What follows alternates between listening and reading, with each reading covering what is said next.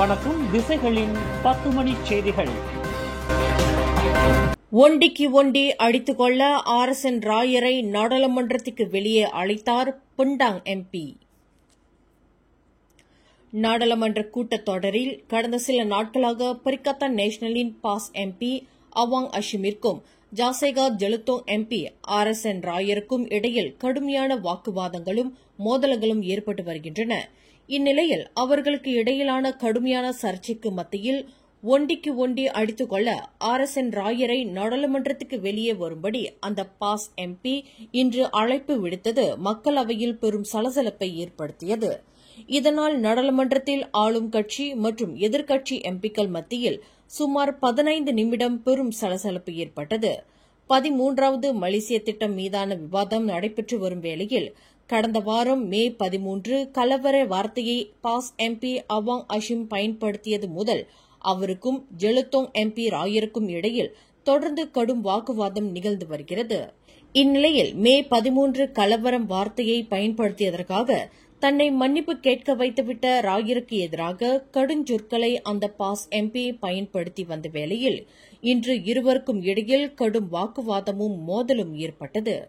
இதன் உச்சகட்டமாக ஒண்டிக்கு ஒண்டி அடித்துக் கொள்ள RSN ராயரை நாடாளுமன்றத்துக்கு வெளியே புண்டாங் MP அவாங் அஷிம் அழைத்தபோது அவையில் பெரும் அமளி துமளி ஏற்பட்டது. முன்னாள் பொருளாதார அமைச்சர் ரஃபிசி ரம்லியின் மகன் இன்று பிற்பகல் 1:30 மணியளவில் புத்ராஜயாவில் உள்ள ஒரு பேரங்காடியின் கார் நிறுத்தும் இடத்தில் தாக்கப்பட்டுள்ளார். இதில் காயமுற்றதாக நம்பப்படும் ரஃபிசியின் மகன் தற்போது மருத்துவமனையில் கண்காணிப்பில் இருந்து வருகிறார். தனது மகனை மருத்துவர்கள் பரிசோதித்து வருவதாக PKR கட்சியின் முன்னாள் துணைத் தலைவரான ரஃபிசி தெரிவித்தார். சம்பவத்திற்கு முன்பு கருப்பு நிற உடையணிந்த நிலையில் முகத்தை தலைக்கவசத்தால் முழுமையாக மூடிக்கொண்டு மோட்டார் சைக்கிளில் 2 நபர்கள் தனது மனைவியின் காரை பின்தொடர்ந்து வந்தது அங்கு பொருத்தப்பட்டுள்ள ரகசிய கேமராவில் தெரிய வந்துள்ளது என்று ரஃபிசி விவரித்தார். பின்பு வெகுநேரம் அந்த பேரங்காடியின் கார் நிறுத்தும் இடத்தில் காத்திருந்த அந்த 2 நபர்கள் மகனும் மனைவியும் காரை நோக்கி திரும்ப வந்தபோது தமது மகனை பிடித்து இழுத்து இந்த தாக்குதலை நடத்தியுள்ளனர் என்று ரஃபிசி குறிப்பிட்டார். தற்போது சிகிச்சைக்காக தனது மகன் புத்ரா மலேசிய மருத்துவமனையில் அனுமதிக்கப்பட்டுள்ளதாக ரஃபிசி தெரிவித்தார். மோட்டார் சைக்கிளை காரினால் மோதி தள்ளியதாக நம்பப்படும் மாது ஒருவர் தன்னை அணுகியவர்களை கையில் கத்தியுடன் ஆவேசமாக நடந்து கொண்டது காஜாங் நகரில் இன்று பெரும் பரபரப்பை ஏற்படுத்தியது. விபத்துக்கு பின்னர் காரை விட்டு வெளியேறுமாறு அந்த மாதுவை பொதுமக்கள் அணுகியபோது அந்த மாது ஒருவரை கத்தியால் குத்தியதாக நம்பப்படுகிறது. இதனால் வெள்ளை நிற காருக்குள் அமர்ந்திருந்த அந்த மாதுவின் அருகில் நெருங்குவதற்கு மக்கள் பெரும் அச்சமடைந்தனர். சிலர் அந்த மாதுவின் காரை எட்டி உதைத்தபோது ஆத்திரமுற்ற அந்த சீன மாது மீண்டும் கத்தியை ஏந்திக் கொண்டு சிலரை துரத்த முற்பட்டார். இதனால் அப்பகுதியில் பெரும் பதற்றம் ஏற்பட்டது. மீண்டும் காருக்குள் அமர்ந்து கொண்ட அந்த மாது காரின் அடியில் மோட்டார் சைக்கிள் சிக்கிக் கொண்டதால் அவரால் அங்கிருந்து தப்பிக்க முடியவில்லை.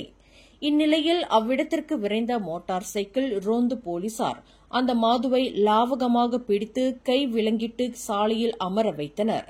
ரோந்து போலீஸ் கார் வரும் வரை சாலையிலேயே உட்கார வைக்கப்பட்ட 40 வயது மதிக்கத்தக்க அந்த மாது தன்னை விடுவிக்குமாறு கத்தி பெரும் கூச்சலிட்டது பெரும் கவன ஈர்ப்பாக மாறியது. அந்த மாதுவின் கத்தி வெட்டு தாக்குதலுக்கு ஆளான நபர் அருகில் உள்ள கிளினிக்கிற்கு கொண்டு செல்லப்பட்டார். இது தொடர்பான காணொலி தற்போது சமூக வலைதளங்களில் பரவலாக பகிரப்பட்டு வருகிறது. கடந்த 2020ஆம் ஆண்டிலிருந்து இவ்வாண்டு ஜூன் மாதம் வரை அரசாங்க ஊழியர்களில் 4194 பேர் திவாலானவர்களாக அறிவிக்கப்பட்டுள்ளனர் என்று திவால் இலாகாவின் புள்ளி விவரங்கள் காட்டுகின்றன என்று துணை நிதியமைச்சர் லிம் ஹுயிங் தெரிவித்தார். நாடு முழுவதும் உள்ள 16 லட்சம் அரசு ஊழியர்களில் இந்த எண்ணிக்கை 0.3 விழுக்காடாகும் என்று லிம் ஹுயிங் இன்று நாடாளுமன்றத்தில் விளக்கினார். அதேவேளையில் நிதி நெருக்கடியினால் திவால் நிலைக்கு ஆளானவர்கள் அதிலிருந்து மீள்வதற்கு உதவும் வகையில் அவர்களுக்கு நிதி தொடர்புடைய ஆலோசனைகள் மற்றும் பெறப்பட்ட கடனை மறுசீரமைத்து மீண்டும் செலுத்துவதற்குரிய அதன் கட்டமைப்பு முறை மாற்றி அமைக்கப்படுவது போன்ற உதவிகள் AKPK எனப்படும் கடன் நிர்வாக ஆலோசனை ஏஜென்சி மூலமாக அரசாங்கம் வழங்கி வருவதாக லிம் ஹுயிங் குறிப்பிட்டார். எரிபொருள் வாராந்திர விலை நிர்ணயிப்பில் பெட்ரோல் RON 97 மற்றும் தீபகற்ப மலேசியாவில் டீசல் விலை லிட்டருக்கு 4 காசு குறைந்துள்ளது. பெட்ரோல் RON 97 விலை லிட்டருக்கு 3 ரிங்கிட் 17 காசிலிருந்து 3 ரிங்கிட் 13 காசுக்கு குறைந்துள்ளது.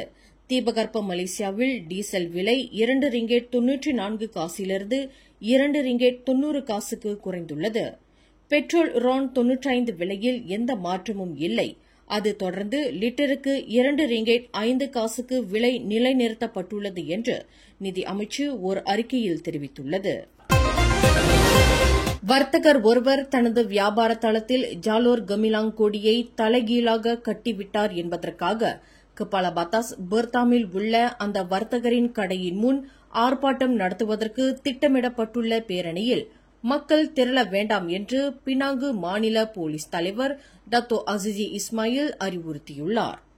ஓரிடம் மக்களின் பாதுகாப்பு மற்றும் பொது அமைதியை உறுதி செய்யும் பொருட்டு மக்கள் இந்த ஆட்சேப பேரணியில் பங்கேற்க வேண்டாம் என்று அறிவுறுத்திய அவர், தேசிய கொடி தொடர்பில் சம்பந்தப்பட்ட வர்த்தகருக்கு எதிராக நடவடிக்கை எடுப்பது தொடர்பில் சட்டத்துறை அலுவலகத்தின் முடிவுக்காக தாங்கள் காத்திருக்கும் வரை அனைவரும் பொறுமை காக்க வேண்டும் என்று டத்தோ அசிசி குறிப்பிட்டார்.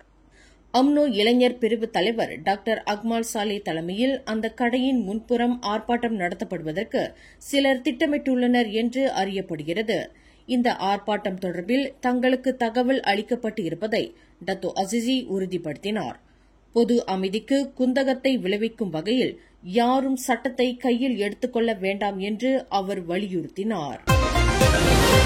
பண்டான் எம்பியான ரஃபிசி ரம்லி மகன் தாக்கப்பட்ட சம்பவம் தொடர்பில் தீவிர விசாரணை மேற்கொள்ளும்படி அரச மலேசிய போலீஸ் படை கேட்டுக் கொள்ளப்பட்டுள்ளதாக உள்துறை அமைச்சர் டத்தோஸ்ரீ சைஃபுடின் நசுட்டியோன் இஸ்மாயில் தெரிவித்தார். இந்த சம்பவத்தை தாங்கள் கடுமையாக கருதுவதாக குறிப்பிட்ட சைஃபுடின், இந்த தாக்குதலை நடத்திய நபர்களை அடையாளம் கண்டு சட்டத்தின் முன் நிறுத்தப்பட வேண்டும் என்று கேட்டுக் கொண்டார்.